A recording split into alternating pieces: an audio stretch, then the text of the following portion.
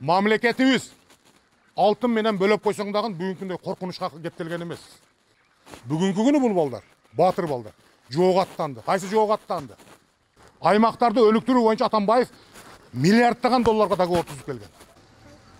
Жок болуп кетти, коркунучуна бүгүн кептелдик, конкретно кептелдик. Айтып коюу биздин парыз. Айтып коюу биздин парыз.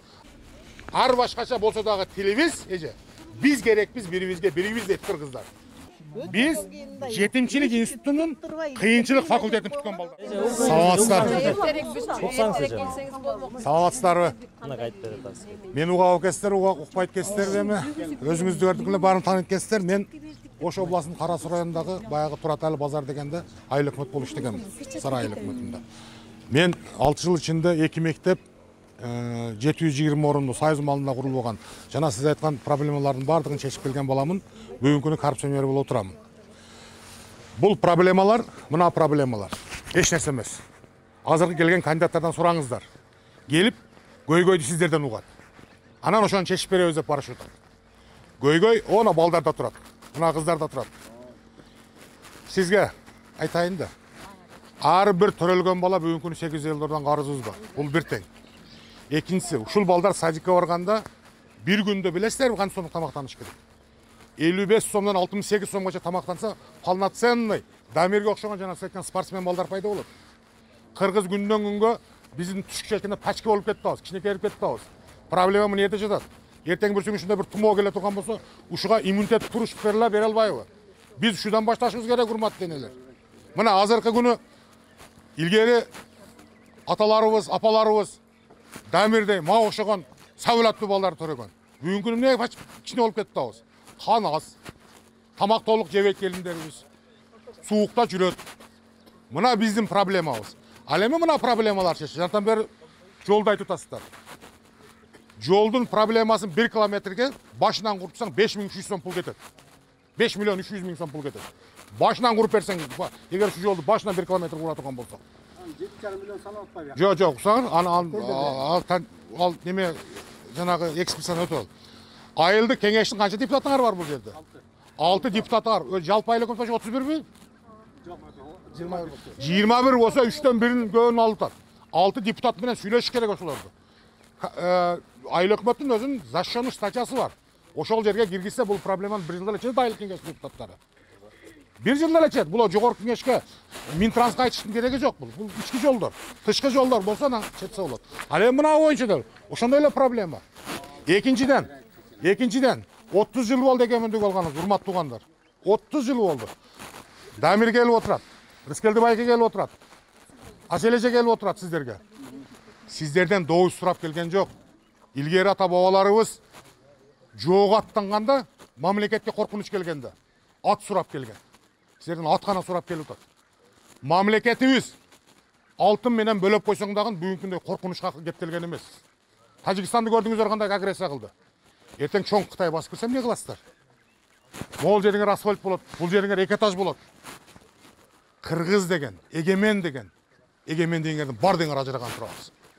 Эмне эсебинен ушундай болуп атат? Ар келген депутатты алданып шайлана берип, 2,5 миң сомдон пулун алып, шайлап жүрүп ушул күнгө келип кептелип отурдук.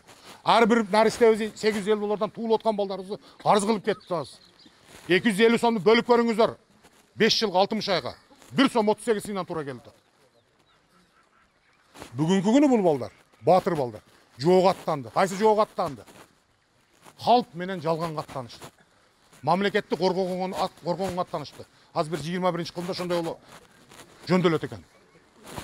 Атты берсеңиздер барат, эгемендикти сактап беришет. Ушундай да жерде жашасак дагы, зато эгемен мамлекетибиз болот. Канализация боюнча, сиздин сурооңуз боюнча. Европейский банк развития деген бар. Аймактарды өнүктүрүү боюнча Атамбаев миллиарддаган долларга договор түзүп келген. Мен 3 айылды кылдым ошо менен. 3 айылды. Канализация жок, канализацияны кылып бердим.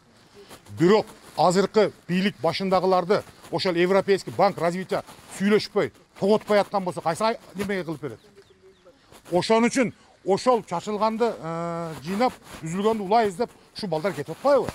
Ошол заманды кайрап келебиз деп атпайбы? Ал карыз эмес, грант катары келе турган нерселер. Бекер келген нерсени ошол менен чечсе болот. Бирок элдин өзүнүн да үлүшү болуш керек сөзсүз.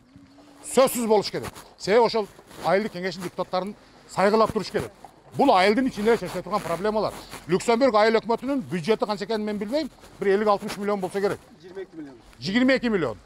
Жалпы 22 миллион. Жо 22 миллион көбүрөөк кылып. 22 миллион сал көбүрөөк кылып.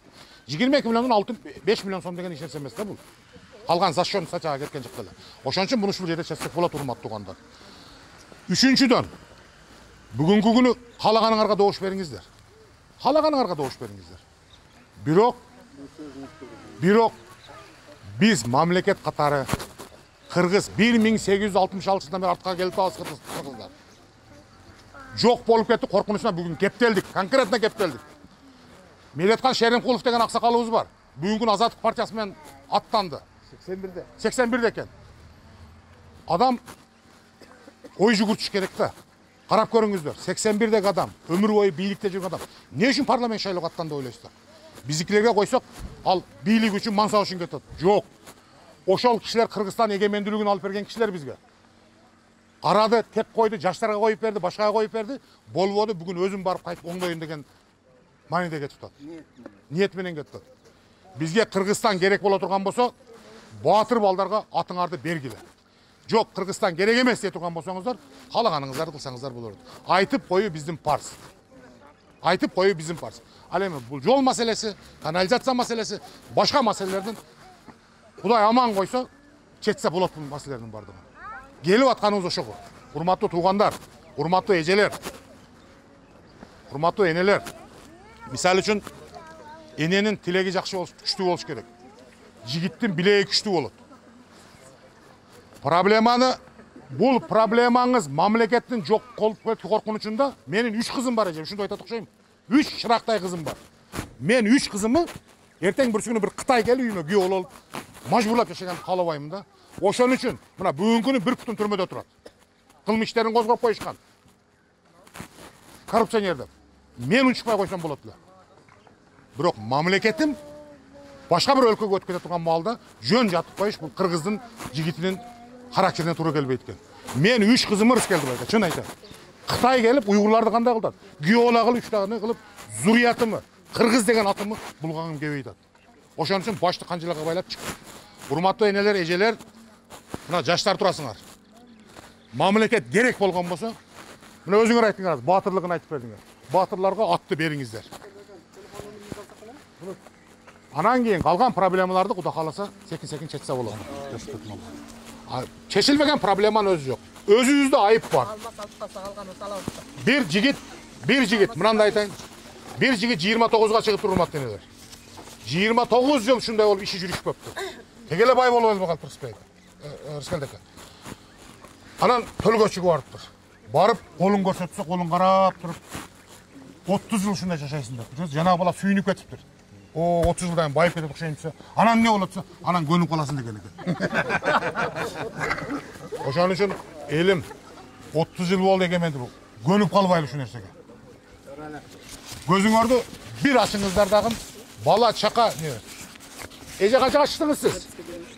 72 чыктыңыз. Эгемендүүлүк алган жылы 42 чыккан солкулдаган келиңиз. Туурабы? Ошонун айынан ушулар курулуп атат. Ошон балда жакшы ойлонмогуктан. Ошон үчүн азыр мамлекеттин келечеги, кыздардын келечеги, бала чаканын келечеги, кыргыздын келечеги. Эртең бушун кыргыз болуп калабызбы, калбайбызбы? Ушул турат. Дагы бир сөз бар. Мен эми түштүктүкмүн.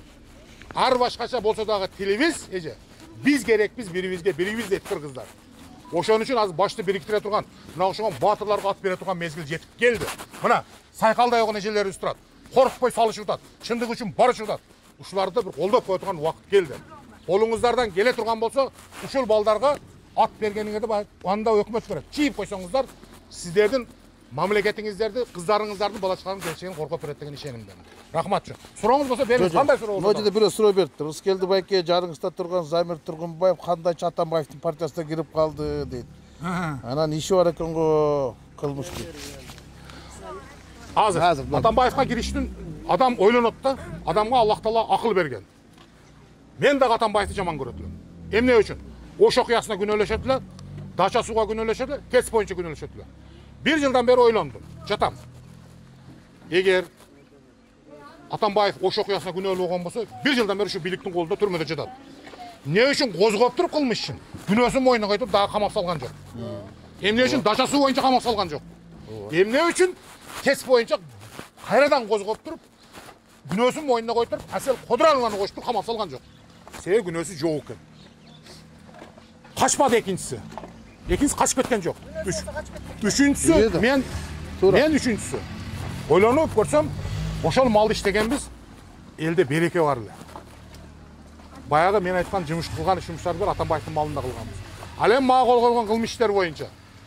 Эми бул жерде исламды түшүнгөндөр барбы жокпу жаштардан? Исламды түшүнгөндөр бар, намаз окугандар.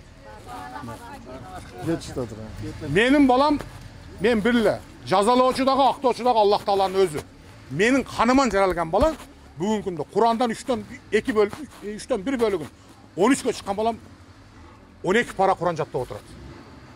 Эгер мен ошол уурдап арамдан апарып балага бергенимде менин колум тамактанат. Ал бала 2 аятта жаттай албайт эле. Мен эгер уурдаганымда балам дөңгөлөк ууру болуп чыгыш керек эле. Мен ушинтип гана айта алам бул иштерди. Башка эч нерсе деп айта албайм. Урматтуу энелер, балдарыңыздарга атты бериңиздер. Колуңуздардан келсе бериңиздер, Кыргызстан сактап калышсын. Рахмат чоң. Анан жанагындай айыл өкмөттүн ичиндеги ушундай вопростор кандай болсо, мен тааныбайм дедиңиздер. Ар бирине жооп берейин. Суроо бериңиз. Бериңиздер. Сиздер өтүп кетсеңер, Кудайым буйруп, ошондо силердин алдыңарга жардам көйгөйсү кабыл аласыңар бизди. Кудайым буйруп өтүп кетсеңер. Мен ойлоп атам, өтөт СБК депчи. Потому что менин балам дагы СБКда революцияда балам революционер болгон. Дачка СБКда. Ошондо мен ошо СБК өтүп кетсе, балам дагы СБК мама сал деп мага айтып үгүттөйт. Ошондо астыңарга барганда кабыл аласыңарбы? Эне. Биринчиден сизди ошо СДПКны өткүзүп алып туруп, ошолордун астына барып бир нерсе сураганга Аллах Таала сактасын.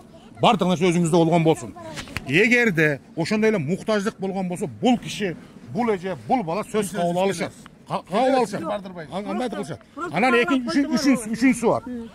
Аллах Тааланын сөзү бар. Аллах Тааланын бир аты халык деген сөз бар. Сиз жакшылыкты балыкка кыла бериңиз, халык сизге кайтарып берет. Ана жакшылык кылам. Только айтарым, мурунку депутаттар, биз астына барганда кабыл алган эмес. Калат. Сооронбай Жээнбеков да мага оозашын берген. Мындай кылам, кабыл албай. Көнүп калганбызда, жана мен айткан тамсындай көнүп калганбыз. Апа, эгерде өтүп кетсе, эзди силерди колдоп, Кудайым буйруп, парламентке өтүп кетсек, мына сиз айтып атасыңар, биз барсак кабыл аласыңар деп. Биз өзүбүз келебиз. Мына могул иним, мына ушул айылда турат. Апаке, мынаке. Мына эже. Мирбек, өтүп кетсек, сөз чыккыр. Мага ушул жака келебиз. Жанагы мени түшүнөсүздөр да. Ошо. Байке. Кудай көз. Жетим деген сөз түшүнөбүз да бардык, жетим деген сөз. Анан мен айтайын да. Сизге дагы бир гарантия да, бул жана эже сурап отур гарантия деген. Саламатсың. Эне. Биз, мен, балдар жана жогорку билими бар деп атпайбы? Биз жетимчилик институтунун кыйынчылык факультетин бүткөн балдарыбыз. Сиздин кандай турмушта жашап атканыңызды, кандай көкөңүз бар экениңизди алдын ала билген, себеби башыңыздан өткөн.